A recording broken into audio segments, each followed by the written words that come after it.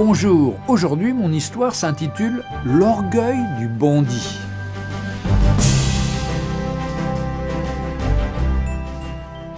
En Amérique du Sud, dans un certain pays, il y avait un homme qui s'était enrichi grâce au trafic de la drogue.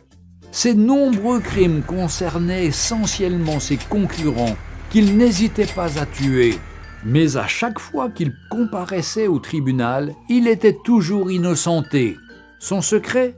Il avait un très bon avocat. Ce dernier était capable de convaincre n'importe quel jury de l'innocence de son client, quel que soit le crime dont il était accusé.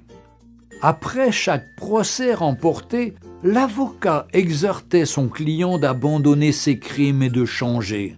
Ce dernier rétorquait « Je te paie pour me défendre, pas pour me conseiller ». Un jour, il fit tuer un homme qui courtisait sa femme. La punition pour ce crime était la réclusion à perpétuité ou la condamnation à mort. Lorsque l'affaire fut appelée devant la cour, il appela son avocat qui, une fois de plus, convaincut le jury de l'innocence de son client. En effet, bien que l'affaire fût difficile et malgré de nombreux témoignages et de preuves, il gagna le procès et son client rentra chez lui tranquillement. Comme d'habitude, l'avocat conseilla le client « Cher ami, il se peut qu'un jour je ne sois pas là. Pour toi, change ton attitude. Et attention, je suis ton patron et non ton fils. Va donner tes conseils ailleurs, lui répondit son riche client avec orgueil. Un jour, il récidiva en tuant un pasteur qui militait contre le trafic des drogues. Mais quelque chose s'est passé, bien que l'affaire était difficile et très compliquée. Mais il était tellement sûr de son avocat qu'il appela ses amis, ses parents, sa femme et ses enfants pour assister au procès afin de voir comment il va humilier les juges et le ministère public. Alors qu'il se rendait au tribunal, il appela son avocat. Ce dernier lui rassura qu'il était en route et qu'il arrivait déjà. La salle était pleine à craquer et on attendait l'entrée du juge pour le début du procès.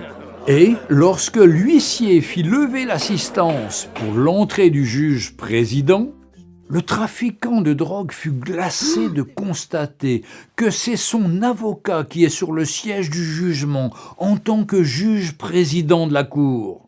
Il n'était plus un avocat, mais un juge. Lorsqu'on annonça l'ouverture du procès, le juge leva la tête et dit « Hier, j'étais votre avocat, donc je me suis battu pour vous, même lorsque vous étiez coupable. Mais aujourd'hui, je suis un juge et mon jugement doit être équitable. » Les larmes aux yeux, l'homme riche supplia le juge, mais celui-ci lui répondit « Tu as eu ta chance lorsque je te donnais des conseils, mais tu ne m'as jamais écouté et tu n'as jamais changé de vie. Désormais, tu subiras la rigueur de la loi. » L'homme fut condamné à mort pour assassinat et trafic de drogue. Chers amis, toi qui pratiques le péché, le mensonge, l'hypocrisie, la fornication, les meurtres, l'animosité, les querelles, l'occultisme, l'alcoolisme, etc., etc.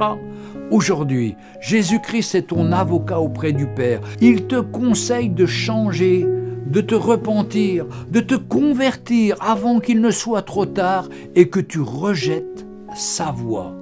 Mais un jour, il reviendra comme un juge et rendra à chacun selon ses œuvres. Il te dira « Hier j'étais ton sauveur, mais maintenant je suis ton juge. » Aujourd'hui, Jésus-Christ est notre avocat et rédempteur, mais le jour viendra où il jugera chacun équitablement.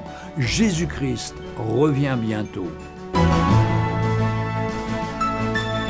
Retrouvez Un jour une histoire sur www.365histoire.com.